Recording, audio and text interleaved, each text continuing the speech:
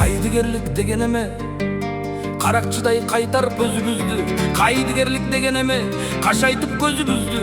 Айттырбай сөзүбүздү бычаксыз канап бүттүк. Кайдыгерлик дегенден биз тажап күттүк. Кайдыгерлик дегенден капкандан чыкпай жүрүп жаманында, жакшыны да гүлүн дагы бир жерге камап бүттүк. Жалгыздык башка түссө ашар кылып, атаны үй, баланы базар кылып, биз тиккен дараккана, сыйлаган кичүүлөрүн улуусун урматтаган адаткана.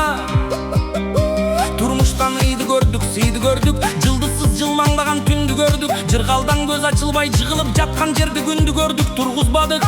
Жыгылып жаткан жерде айды көрдүк, тургузбадык.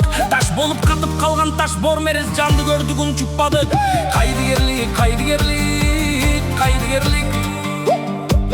Чечек каптап, желкейген жерди ойлобой, итибиз жүрүп турса, ишибиз жүрүп турат деп ойлондук. Эңкейген элди ойлобой, эбин таап ичип жемей тамак болду. Эшикке чыгар замат эз тартты, арак болду. Эстелиги жок деги бир тарых барбы?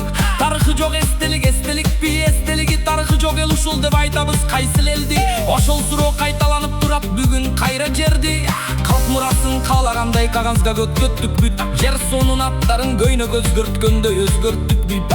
Жайлоонун баарын жолго айлантык. Кочкорду кочкор дебей кочкорго деп койго ойлантык. Токмокту такмак дедик, акылсызды акылман деп акылманды акмак дедик. Кийбегендин бардыгын кийдик дедик, билбегендин бардыгын билдик дедик. Кыйратып салгансып кыргызды кыргыз дебей киргиз дедик.